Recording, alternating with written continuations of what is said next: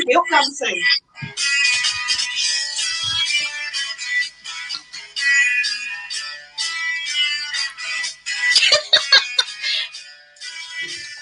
The world's just getting boob shots now. Plenty to go around. Anyway, rebel. That's you, that's me, that's all the people that are tuned in right now. Welcome, rebels, to... I'm puffed out now.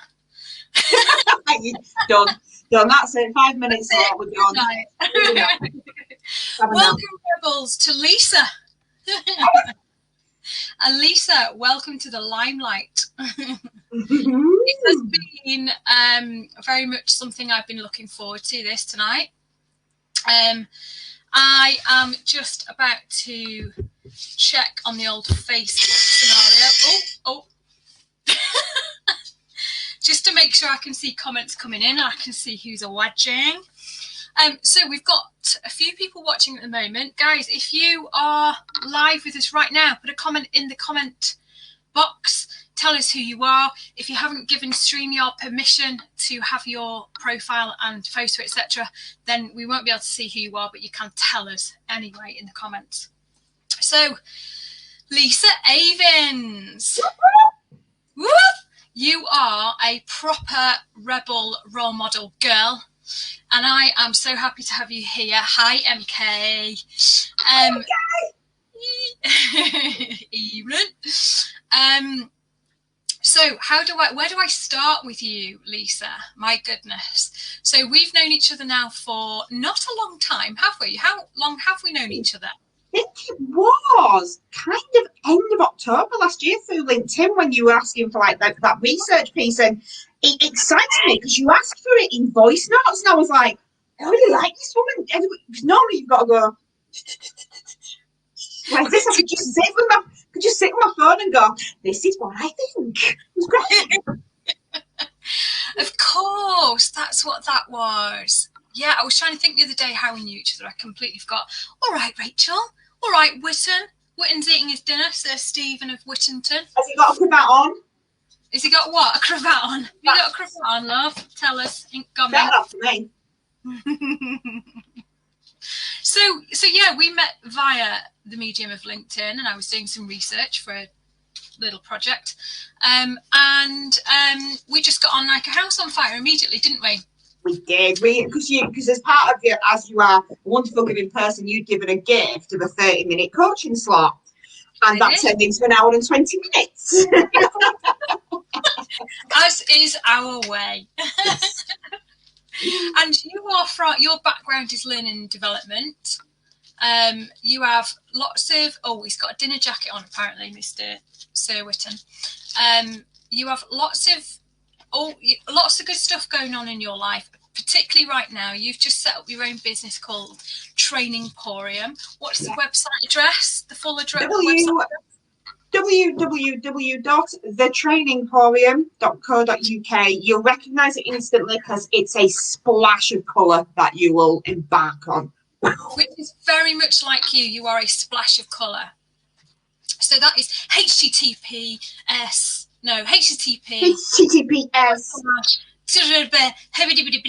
Trainingporium. The Trainingporium. I feel like I'm drunk. I'm not. I think I'm just high on your energy, frankly, Lisa. So let's get stuck right in. So tell us a bit more about you and what's brought you to where you are now in life. Where do I start? So, although I've been in learning and development for kind of years, I've gone on such a journey in terms of who I am, because people were always my passion. Loved working with people. I was that really awful person in interviews that went, I love people. And it was only until I realised that people can be twats that you totally then start working with people. So that's kind of the professional side. I've always loved working with people, always loved working with energetic people, but always being quite corporate. So I spent many, many years going, I want to be head of learning and development. I want to run my own department. I want to run the show. Bollocks and don't. I want to run my own show. And that was the difference. It was running my own show and not somebody else's. And one of the big drivers in my life is I've got two very beautiful daughters. One's 19, a bigger girl, and one's 5, a littler girl. This. And I always had that thing of, I was brought up that very traditional of girls don't achieve things. I am the eldest of 6 siblings, 5 girls and 1 boy. And the boy was always going to take over your dad's joinery business, doesn't have to do chores, doesn't have to wash up. And I was like, my whole life, this is bullshit. Absolute bullshit. So I moved out when I was 18 and just made my own path. And kind of think, you know, I'm a girl, just because I've got boobs doesn't mean I can't achieve. I can absolutely achieve. So maybe because you've got boobs. They're like extra. There's been some career progression in that way. So like they're extra rocket fuel somehow. I don't know. Girl power fuel. Girl power fuel. So I thought I was very mature and I was growing up, and I had my daughter at 21-year-old, and I look back now and go, how the shit in hell did I keep her alive? How on earth? Because I don't feel mature now. So I was working as a cleaner at St James's Hospital in Leeds, and it was always that thing of, I can do more than this. Absolutely do more. So went to university. Did university full-time, daughter was in childcare. Was probably the only student that A, wasn't pissed when I turned up to lectures, and B, had bleached my toilet before I'd even rocked up. So it's a different experience to what my daughter is now. She phones me every day. I've cut and got a bottle of vodka because she's bored. And I was like, oh yeah, I did that too at uni. Oh yeah. So I did a business degree and still didn't know what I wanted to do with life. Still had absolutely no idea. So I went and worked on the phones at British Gas, talked to customers, but then suddenly was realised that I'd got the gift of the gab. I just talk. So one of my very close friends, who's still one of my best friends now, said, oh, we need some maternity leave covering the L&D team. Do you fancy it? Yeah, that's something different. And that was it. Just kind of fell in love with the whole delivery, design, and all the boring stuff. And quickly kind of worked my way through to management and managing those teams. And that was it. Various things happened, moved around different companies. And then 8 years ago, met my very wonderful husband, who's my absolute rock. He's absolutely amazing. Never planned on having any more children. He didn't have children. So a few nights in the pub, a few deep discussions, I was like, oh, why not? Let's do this. Let's do this. What, right there and then? Right there and then. Dragon Pub in Worldly in Leeds, if anybody needs to know. I'm joking. So we had Neve, and that was kind of in terms of personal life. You know, there's a lot more that had gone before that, abusive relationships and all of it. And I know, you know, MK and a few others, we were talking about it on a call, and it's kind of, I can relate to so many people with that, because it's the most kind of soul-destroying thing in the world. But there is life on the other side. Absolutely life on the other side. So I met my wonderful man, and he kind of showed me that even through the darkest times and the hardest times, you can still be who you want to be. And I've shared this with a few people. I shared it on Sir Stephen Whitta's podcast. My husband does suffer quite badly with his mental health. He's ex-military, PTSD. We talked about it with fireworks. And we did. Yeah. Bonfire night is just a no-no in our house. Absolute terrible time. And even though he goes through that, we still have the most amazing family life, and that support we have together is great, which then further makes me know that I'm still growing. I can still be who I want to be while supporting other people. And that's what I'm passionate about, is supporting other people. And it kind of got to last year, and we got to lockdown. Lockdown was awful, and I'm a social butterfly and wasn't seeing friends and all of that stuff. And we talked for a couple of years about setting up my own business, and I always did that, oh no, I can't do that. The plumber gasp. Oh, yeah. And you know what? It was nothing to do with the hard work. It was nothing to do with that. It was, my God, it's that security. It's that seeing that money coming in that bank every month and paying for a house and everything else. No, can't do that. And then the company I worked for went, yeah, lockdown, we're going to save some money. What's the first department to go? Good old L&D. See you later. But I always see things like that, and I love talking to people who have gone through something that can be, it's that word redundant. You are redundant. You're not wanted. Redundant. Awful word. But I've always seen it, because I've been made redundant 3 times during my career. And I've always seen it as that, okay, what's next? What other doors are going to open? And it was that kind of now or never set out on your own, or don't, because you're never going to do it. Because I was also 40 last year. I know I don't look it. 21. Don't love. And it was that kind of, shit, I'm getting old. I'm going grey. There's bits flopping down that shouldn't flop down. Get this gaffer tape. Use gaffer tape. So I kind of hit 40 and went, to be honest, it is now or never. It absolutely is. And, you know, there was always an excuse of, I'll wait until Neve goes to high school. But she wants to see her mum succeed. She doesn't care what stage she's at. There's always a reason, isn't there? Oh, I'll wait until. Yeah. You know, the current doozy of a reason is, oh, I'll wait until COVID's over. Yeah. Bollocks. Absolutely. Bollocks. Completely understand why people feel that way, but BOO. No, that's Boolocks. L-O-C-K. Anyway, let's move away from my God, you're not teaching my child phonics. Jesus. I never said I was chief speller, just chief rebel. Nat Bradbury is saying, love a fellow Yorkshire girl, good lass. MK has also shared the fact that they struggle with PTSD, and they don't do fireworks either. So totally, yeah, this is not just, you know, I think the fact that we're talking about this more and more now is, you know, it can't be anything but a good thing, can it? Because I know it's difficult for people to talk about, but the more we talk about these different forms of things, the more we can help people. I know fireworks is often a sort of controversial thing, isn't it? It is. Controversial conversations about that in the group before. It is, because it's not about people not enjoying themselves. It's just about, why does it have to start 3 weeks before bonfire night?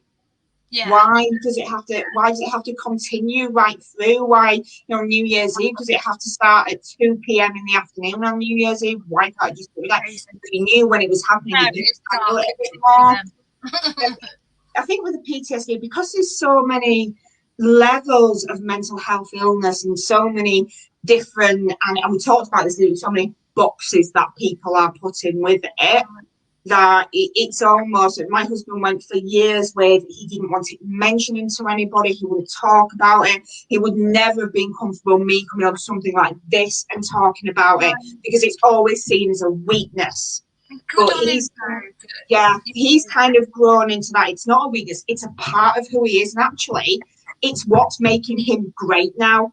It's what makes him a great people manager, because he understands it, and it's that kind of letting it go and realizing that it'll never not be part of you. There will always be those dark days.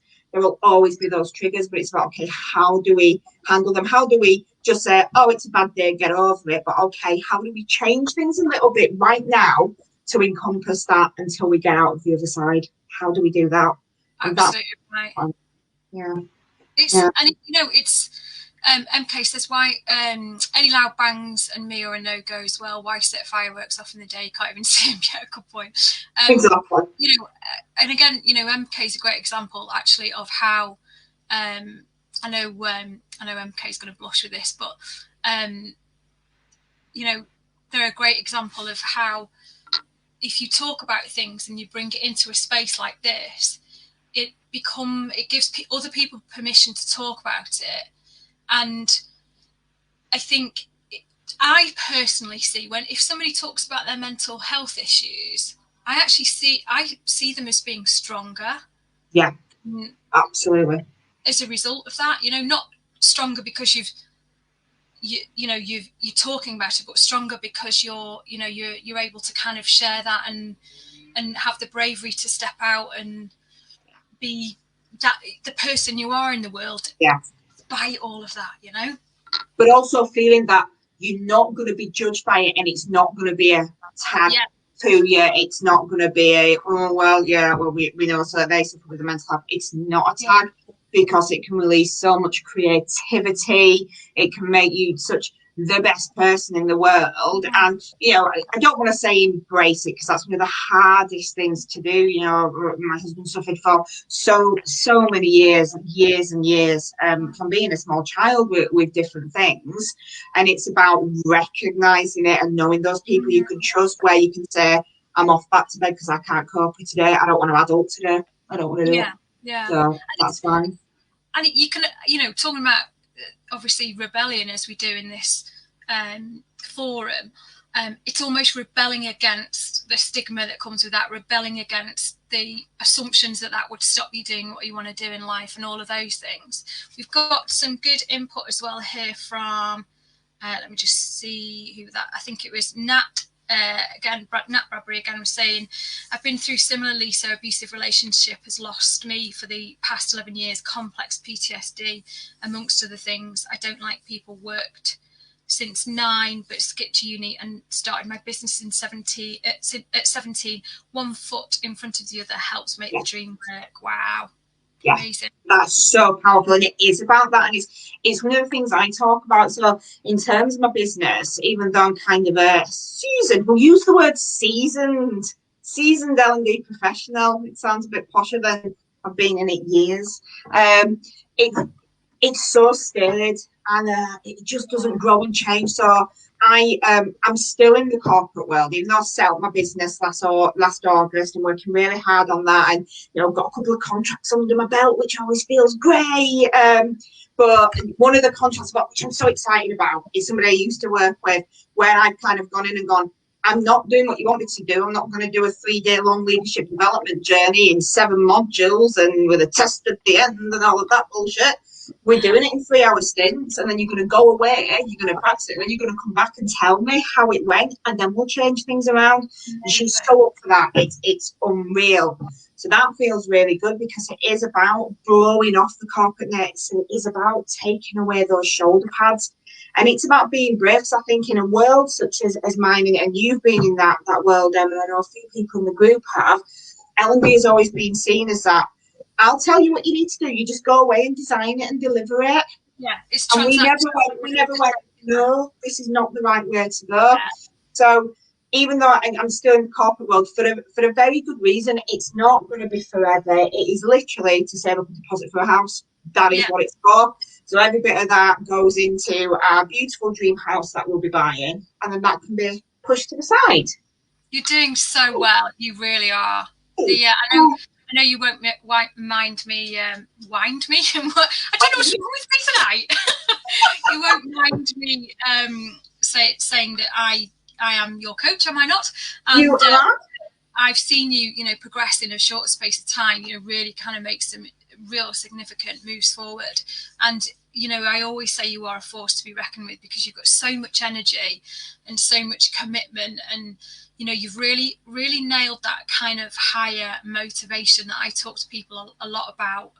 You know, it's not just making money, it's not just being successful, it's about the future that you've got with, you know, you and your partner, and your girls, and setting the right you know, sort of legacy for them. But also you're a real big contributor to the world, aren't you? That's really important to you.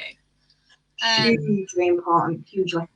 Yeah, I think that's, you know, we talk about this a lot in these sorts of interviews, particularly with rippers, that one of the reasons we're here is to make a difference to the world.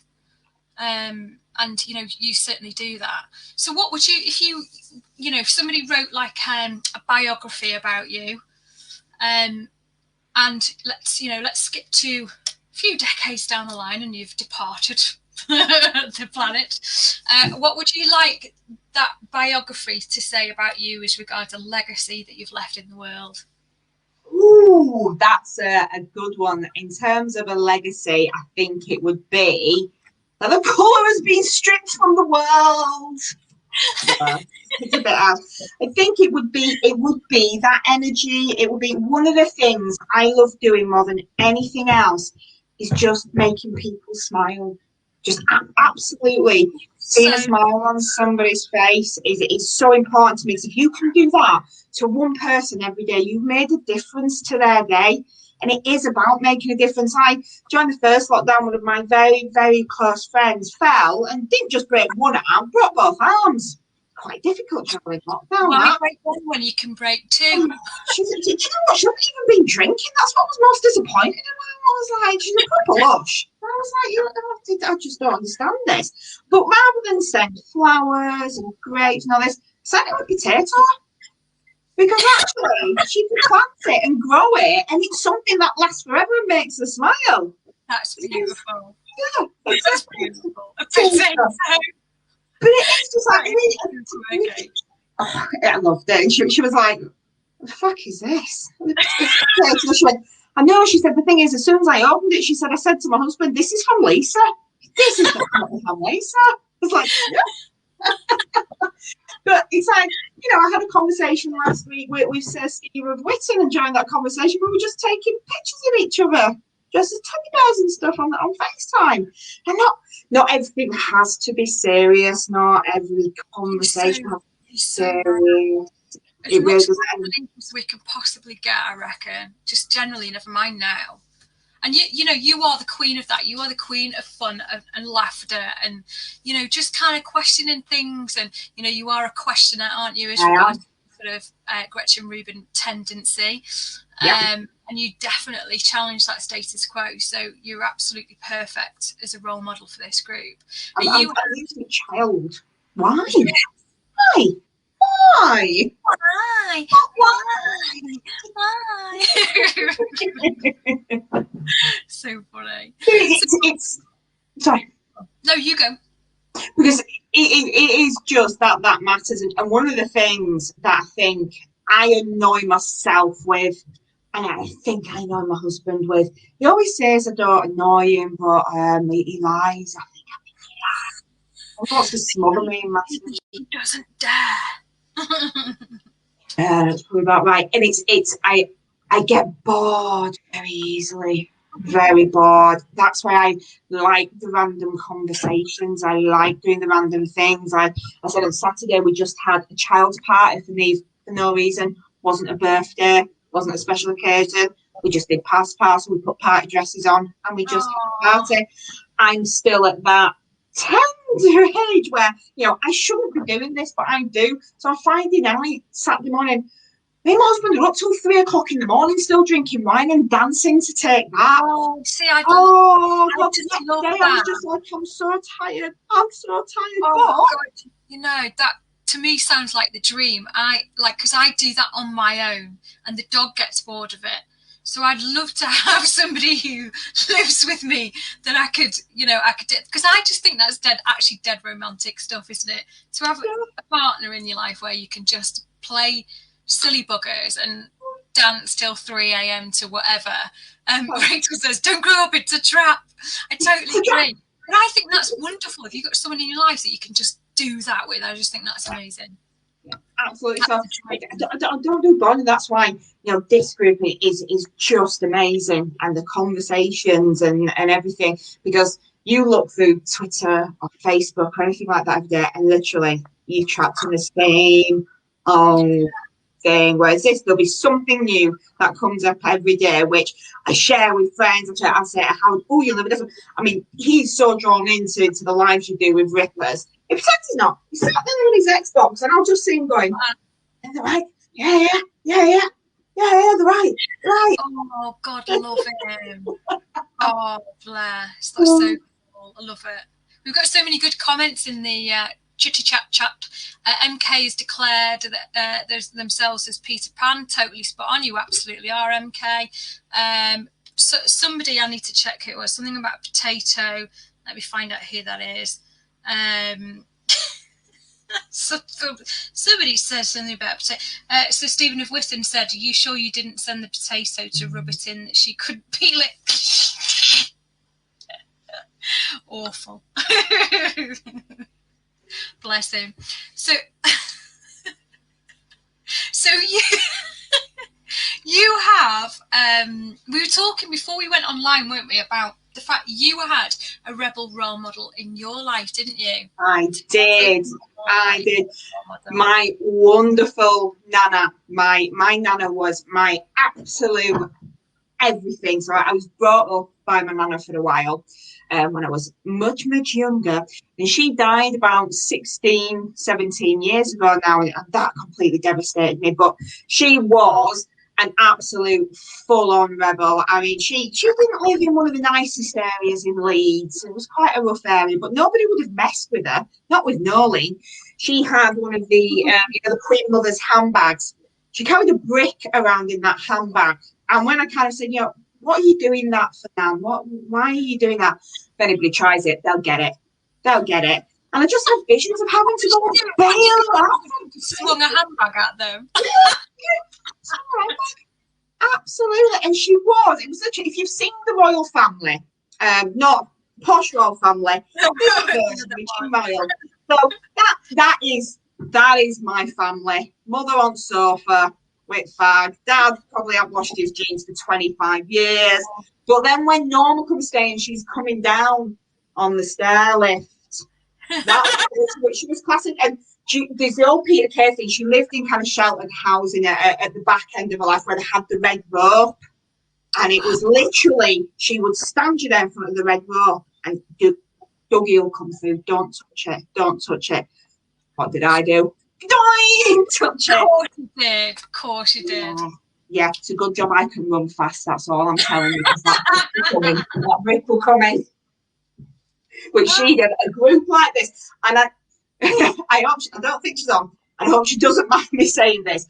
But she almost puts me in mind of when Rippers is 70, 80 years old. That was my Nana. That was my Nana. Probably not dissimilar to Ripper's mum by the sounds of it. Ripper's mum was a real character. She was like she just had the most fun. In fact, when we do the masterclass, The Art of Saying No, Rippers will tell us a little bit about her mum, God rest her soul, and how she just had these most fantastic phrases that were like really, some of them were really coarse and she just didn't care, but she was just an amazing person in terms of like she'll just tell you the honest truth, with all the goodness in her heart, and she'll just say it like it is. And I think that's sometimes a bit of a dying breed, isn't it? It is. And it put in mind. I really like kind of the nature versus nurture aspect of life and children and how you brought around. So my Nana went through husbands like Steve of Witton goes through cravats. That's how she went through husbands. But my mum was a different breed, and my mum was just so kind of suffocating in a way. So, and it brought me to something that Steve said.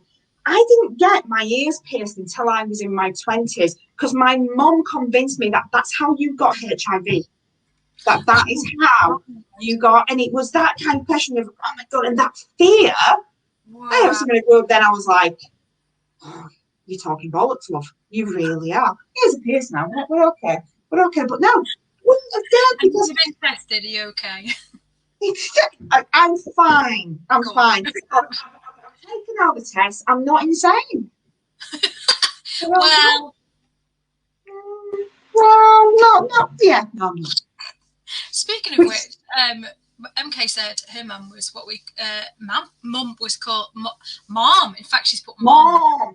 My mom was what we call, and then she's put bat and then little poop emoji. Crazy. Don't be silly. You get it from the toilet seat. HIV, I'm assuming. Oh yeah, that's the Robert. Oh, Emily's always an absolute joy on the comments. She's just best. There's so much good stuff comes from that brain. So what else are we going to talk about then? So your nan was a role model. What else? Who else do you admire in life? Anyone famous that would be a good rebel role model? I'm quite an uncool person. I'm really desperately uncool. So my daughter sends me TikToks, and I've only just recently got onto Snapchat. But can I say, Jesus Christ, those filters are good. I've never looked so good. Fucking amazing. I'm glad she got on to that. People have filters. Like, I wish we could switch filters on in people's eyes so that they can't look at you unless they're a certain filter. Yeah, I mean, after that session on Friday night, Saturday morning, I needed just to be able to press something with a filter to come on, and I might look like zombie-like. So one Snapchat, but TikToks, and she'll send me all these, and she'll start talking about people, and I have no idea who she means. And when you think about role models and that, I realise, because I'm so desperately uncool, so I've got probably 3 main ones. So one of them, she's still alive, and I've talked about this to my kids. I haven't kids met her, and I'm very jealous. This lady. Yes, we talked about this lady yesterday. You're struggling with the opposite thing, aren't we? I failed my driving test 3 times because of my left and my right. So, but this lady is a definitive role model because she broke all the rules. She is a drag queen who isn't a drag queen, who isn't gay, who is happily married, but then and her story. Have you said her name yet? Oh, sorry, she's Michelle Visage. Michelle Visage. Very amazing, Michelle Visage. Oh, she's just. MK's met her and hugged her and wouldn't let go. Very jealous. So that's one of them. I think she's retweeted me twice. I'm famous. She's another one that's like, we'll just say how it is, or that's how she appears. When you see her on Telebobs. She just says how it is. On RuPaul's Drag Race and all that, she just tells people the truth. And it's out of love, isn't it? That's the thing. Yeah. Being brutally truthful out of love. It's something called radical candor in France. It's the tea, darling. What's the tea? The tea. Hey, what's the tea? So I am cool. I'm going, thank God my daughter's not watching this. She'd be dying somewhere in a corner. But the other two commented on, I forgot they told us about remember the t-shirt story last night? Yes. They had the t-shirt off Michelle, I'm really struggling with the words, Michelle Visage's husband's back. Want that t-shirt. But the other two are dead. Long time dead. Okay, so here's the story. The other two are dead, but one of them's got a link to somebody who's alive. That is, I just want to give him a hug. So Oscar Wilde. We're all in the gutter, but some of us are looking at the stars. So Oscar Wilde has just, kind of that first book of this Lady Windermere's found, forced to read it in English at school, but that was it. Just fell in love. And then obviously the film was released where Stephen Fry played him. Now I have got everything that Stephen Fry's done. I love that Stephen man. Fry. He would be my dinner party, one of my dinner party guests, like imaginary dinner party. He's unashamedly unapologetic, and his autobiographies are so raw and so honest. It's just a dream, a complete legend. And then my absolutely ultimate one, because I am the reincarnation of her. I'm just going to put it out there. So if you all want to bow down to royalty, is Anne Boleyn. Oh, thank you. She was just, you really look into her, and aside from the fact of how she was treated, how she played the game, how in a male-dominated world, in a male-dominated part, she played them. She absolutely did, and she was just phenomenal woman. And I'm quite an empath. I'm quite a spiritual person, so I've got some time with Rippers this week, which I'm so freaking excited about. It's going to be a powerful session, girl. But Howard took me to Hampton Court for my birthday a couple of years ago, which was fantastic. And there was one room where I walked into it, and I just went stone cold, and just felt sick, and just felt shaky. And Howard kind of looked and said, you don't feel great in this room, do you? And it was a room where she'd given birth to one of the babies. in there, and I was just such a, and I did that kind of thing of get me out of this room. Just I need to be out of this room. I can't be in this room. Where's the rest of the palace? Not a problem. Beautiful. Look at this. But that I just, and I was literally like, I don't want to go in that room again ever. Oh wow. Oh, that gives me judders, like seriously goosebumps. Yeah. Wow. Yeah. And she was, you know, Anne Boleyn was like playing with it, you know, her life was in danger. Like, every day. A dangerous time to be a woman in you know, at that level of society. Stephen said, and she was a teenager. Yeah, I mean, you know, you forget how young. Yeah, and when we say teen, we mean early teens. We don't mean 17, 18, we mean 13, 14. I just marvel at how can you, like, how do you even live in a situation like that where you just do one wrong thing, or someone, you know, says a really. She had a skin tag on her hand, and she was thought to be a witch because it was a sixth finger, and it was a skin tag. You think, how have been now? I've got a mole on my neck. My God, I'd have been tried as a witch. But I just the most fascinating woman, really most fascinating woman. So yeah, what we're going to that room ever again in Hampton Court is just. I bet. What? And did you know when you went in what the significance of that room was? No, because I was kind of, it was at that point where a small child was running off and running around, and we'd set off really early in the morning, so it was I wonder what this is, and I walked in before the rest of the family, and it was quite a bare room with a very small window, because obviously when they were put into kind of their confinement, it had to be dark and all of that. So I walked in, and I just kind of, it was almost I can't put another foot forward, and I feel sick. I feel awful feeling. Awful. That's intense. That's so intense. Wow. So is that happened to you before or since? Anything similar like? Yeah, I am. I kind of with that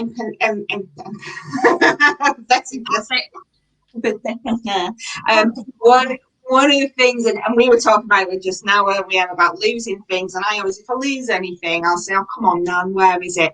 And it'll turn up in literally the most obvious place, so at the side of my laptop, or kind of on the toilet seat, or something like that, where you'll think, definitely wasn't there. But definitely I know not on the toilet seat. My nana used to smoke Woodbine cigarettes. They don't even sell them anymore, and they've got a very distinctive smell. Yeah. And every so often in the house, you'll smell it on kind of the stairs or something. So she's definitely around. But yeah, I've had it before when I've walked into places and I've not been comfortable. And obviously, I want to leave. I don't want to be here. And never kind of looked into why. So yeah, I am the spirits and everything. And I don't believe there's many spirits out there that are meant to harm you. I do genuinely believe they are there for good. And you know, I talk to them.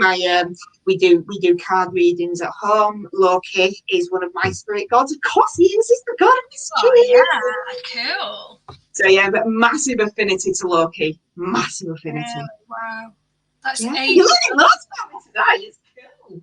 I've got someone that you know was with us, you know, was close to me, who comes to see me every now and again when I need guidance, and I didn't know it was them until maybe a year ago, and I was told by two people separately who that person was, and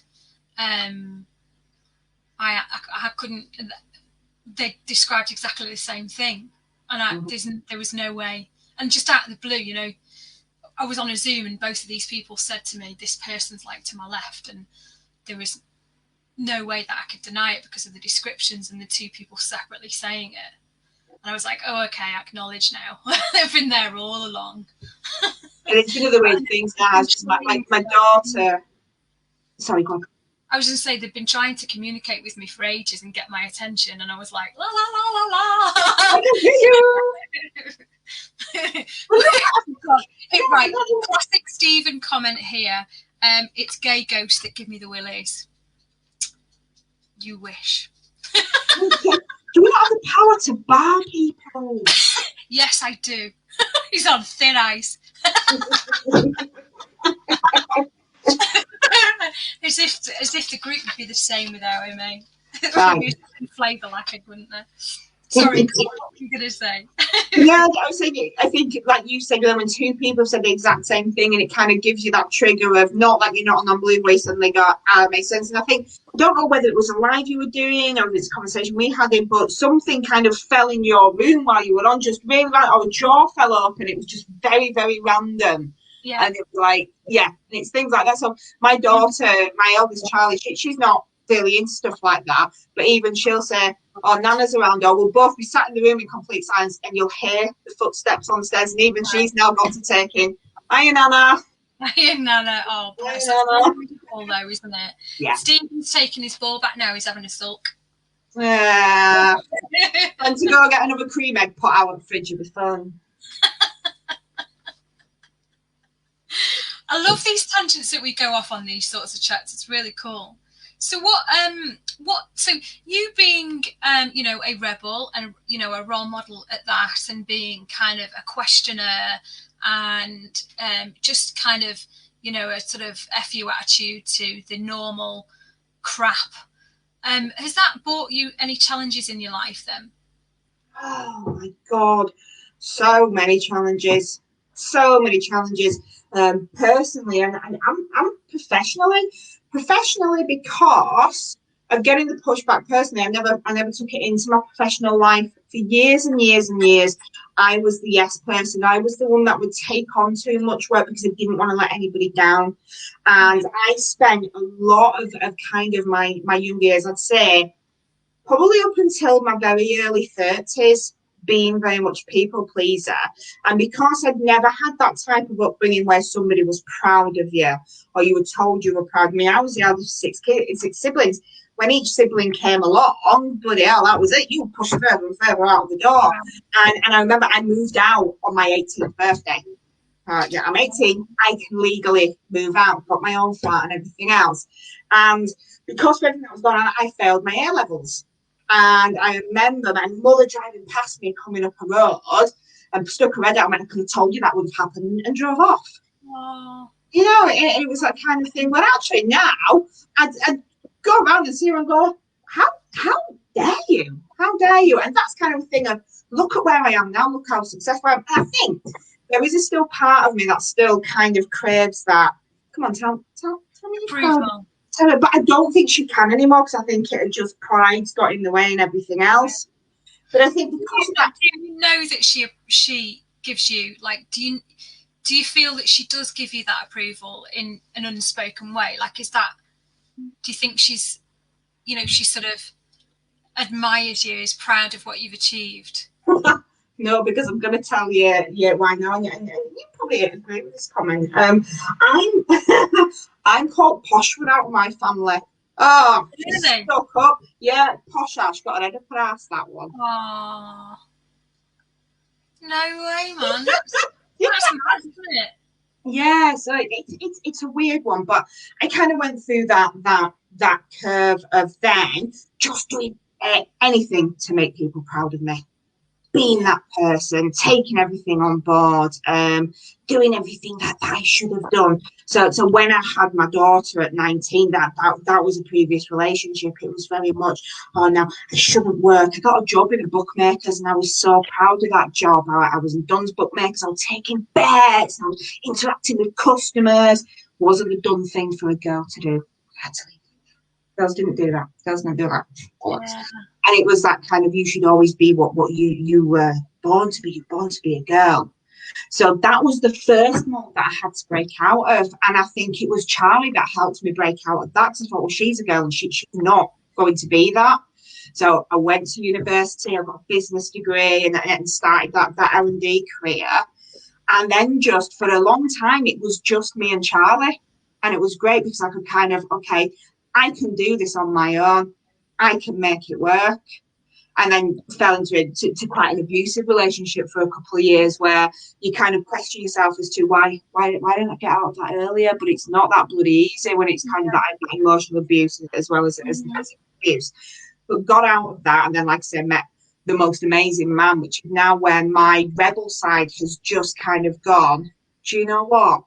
not everybody has to like me. And I went through so long just wanting to be liked and just wanting people to like me. Mm-hmm. Whereas now I'm like, if you like me, fantastic, because I can bring so much to your life. Yeah. And if you don't, Then that's fine too.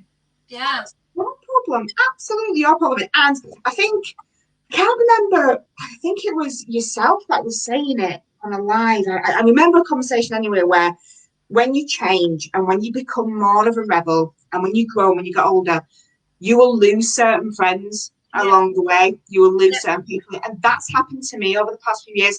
People who I thought would be in my life for the rest of my life. And now my circle of friends is reduced. I don't have a large circle of close friends because it's, oh, you've changed, Lisa. Oh, you never used to be this outspoken. You've always got something to say about something. Yeah. Yeah. It's not offensive though. So why would you want, if you were genuinely friends with somebody or was a member of your family who'd changed, why would you want them to stay being the person that they're not being, just so that you're more comfortable with that when they're just hiding who they really are? That to me just seems crazy. I think, you talk about, your family say you're the posh one and so on. That to me sounds like partly like admiration in a really uncomfortable, they're uncomfortable with the fact that they admire what you've done and that you've managed to step out of the mold and become something different. And I know it's probably translated badly by them, but there'll be something, subconsciously that's in them that's saying, actually, we're acknowledging that Lisa's done good for herself here.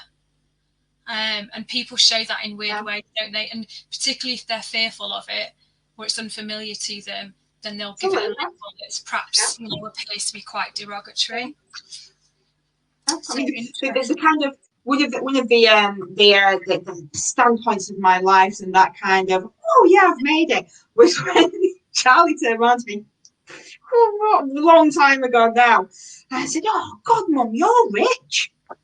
I was like, okay, what gave that? And she said, well, when I Hoover, you went and bought a new Hoover. Yeah, because I need to clean the carpets, love, so we had to have a new Hoover. But it was so interesting, that mentality of a child to think, wow, look at that. And now I'm like, do you want an Uber? Anyone who buys a Shark now, anyone who has a Shark. Oh, you see, I think anyone who's got a Shark is rich. I don't know why. I always think, oh, you must be rich if you've got a Shark, even though mine was probably about the same sort of price. I don't know why. I just think Sharks like rich people's Hoover. Feel good using them. That power. It's like we call her Sally. She's called Sally. Sally the Shark. I've got a G-Tech and it bloody broke down the other day, and I thought, I'm not bloody investing in a new one now, so I had to buy a new flipping motor for it, and it was like 40 quid. I just thought, but when it arrived, I thought, why the hell have I done that? Why have I not just bought a new one? You can't fit the new. Ridiculous. I was so excited when I bought the Shark, but it's like, it's just, I reflect on my life such a lot. And kind of look back at what feels like it's been a whirlwind, a massive whirlwind to get to where I am now. And how did I often sit talking about it in terms of his past life and my past life and how we both collided and made this wonderful thing. And it's like, Jesus, look, actually look how far I've come, and I've learned that actually I can be proud of myself, and what I don't do anymore is beat myself up about the smallest things. So I'm very body conscious, got the COVID kilos, started a fitness plan last year, and I was exercising 5-6 days a week. My legs were henge, I had muscles. For the past 3 weeks, not touched a jot of exercise, just can't get out of bed. I think I don't have to do the school one, so if we want to stay in bed a little bit longer, I can do. And I kind of thought back today and thought, 2-3 years ago, I would literally be hanging my head in shame saying, I've let myself down, I failed, I'm not following through the plan. Dry January, I did 19 days. 19 days. Now, previously I'd have gone, you failed it. Like, you can't carry anything through. You failed. No, bloody did 19 days in a lockdown, so I'm very close. So it's that I talk to people about small goals, but also don't set those goals so stringent that if you do fall off, so what? Because there's probably a good reason for that. Yeah. And look how much you've achieved in the run up to that. Yeah. Yeah, exactly. Like 95 days is good for you, isn't it? It's good for your system no matter what. Yeah, absolutely. So I don't tree, month on it doesn't mean, you've still that you've not achieved. I'm not going to be on it. No, and I'm not going to have the body that I hated when I was 21 years old. And if you've ever done that, you've looked back on photographs and you've gone, I wish I was as fat as I felt then. Jeez. Oh, God, there's a picture of me on the inside of my cupboard where I'd normally keep the treats. And when I was 30, when my busy mate Kirsten and we were at the airport on the way to Budapest for our 30th, and I thought I was fat, but my God, was I slim on that. And I put it on there purposely so that I'd open it and feel guilty if I went, reach for the chocolate. And it's been so long now that I just completely ignore it. It's like it's invisible to me now. But yeah, I'm just so passionate about not beating yourself up if you fall off the wagon or you don't achieve something as quick as you set out to achieve it, because there's always a reason for that. I'm very much, the universe is always telling you something, and you should give out to the universe what you want to achieve. And that's why I am that positive person. I am that, okay, let's go out and let's grab this day by the balls. Yeah. And let's make every minute of it count. And that doesn't mean that I'm always this, I'm always smiley and happy. And, there are those days where I'm just like, I'm not going to adult today. I'm not going to adult. I'm going to wear my pajamas. I'm not going to put my makeup on. I'm sure my husband would disagree with this. It can be a bit snappy at times. No. Oh, yeah, no. It's shocking, that, isn't it? Run. MK's going for a run. She's going for a run. Oh, no, she's not. Sorry, they're not going for a run. They said got to run. Have a. I can't spell, I can't speak, and I can't read tonight. It's just a nightmare. Done. But yeah, I don't beat myself up. There's so much more I want to achieve. There's so much more that I want to do. There's little proud little things that I want to own, just because I've worked hard for it, and because I can. And that's where my life's heading. But at the moment, I am genuinely, you hear about it all the time, I'm genuinely living my best life with the best people. And this group is part of that. This group is part of the best people that makes me smile each day, that makes me laugh, that makes me share things with my husband, and makes me think, you know what? It's a shitty world, but there's some damn good people in it. Oh, I love that. That's like a meme, that is. It's a shitty world, but there's some damn good people in it. Absolutely. I just love that so much. I love your energy, Lisa. I'm just reading the captions now coming up on the live on Facebook, and it's got lots and lots of question marks because it doesn't understand what we're saying. It's really funny. Oh, and now I'm reading it, saying that I'm reading the captions coming up. This is really confusing. It's like the worst teleprompter in the world. So bizarre. Oh God, I'm never going to be a replacement for Michael Parkinson, am I? With this rate. Dead. Well, it's he's a legend, isn't he? A legend of a host. Absolutely. So, what would you want? Give us one tip before we sort of wrap up for the evening.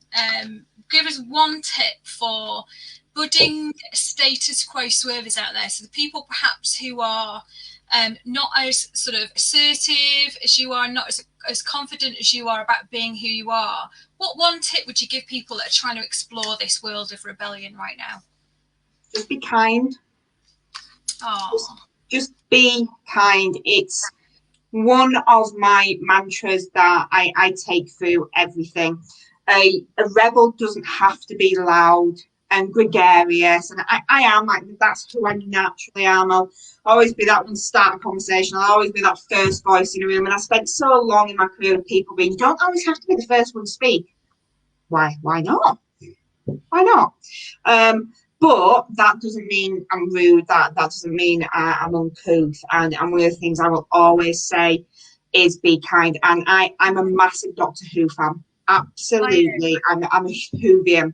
And when Peter Capaldi regenerated, I was now going, what the fuck is going on? When Peter Capaldi regenerated, his I don't know what you're talking about, but I'm sure there'll be lots of people who do. Lots of people do. His monologue, one of the things that he said was about being kind. It doesn't matter whether you're a rebel, whether you're not a rebel. It doesn't matter what's going on in your life or what isn't going on in your life. You can be kind, and kindness is just a smile. It's just a phone call. Be a rebel and pick up that phone to somebody who isn't expecting it, and just that's all you ever need to do. God, I love that so much. Steve says 100%, and you're the queen of kindness, Lisa. I completely agree. You are so kind, and that exudes in every interaction we've ever had. You've got such a good heart, and that was one of many reasons why I was so glad that your name came out at Fishbowl. Came out Fishbowl. Oh, don't change your accent. Don't ever change your accent. Don't change your accent. I was once told, find a little thing. Oh, it's something that grated on me for years. But I'm over it now. I'm absolutely over it. That somebody once said these exact words to me. How did you get as far as you did in your career with an accent like that? This is the still that we need kind for this video. That is not some of us right now.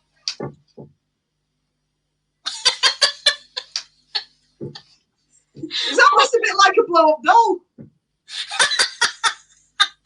It's like that, a cross between that and the Scream mask. This is blow-up doll. You've got the lips for it. I haven't got the lips for it. It's this movement that you're doing that's really unnerving.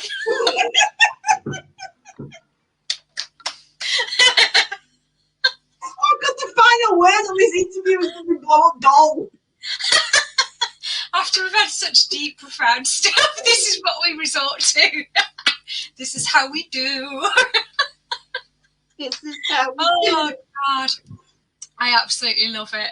Well, Lisa, I tell you what, this has just been an absolute joy, and I knew it would be. So thank you so much. And guys, if you are watching this on replay, please put some comments in for us to let us know that this is well received. And tell us what you liked about it. I have had so much fun. It's been so cool. I'm going to play us out with a song from the Rebels and Rule Breakers. What's the name list? Spotify list. Let's choose a song here. Ooh, what should we have? Let's see. Here we go.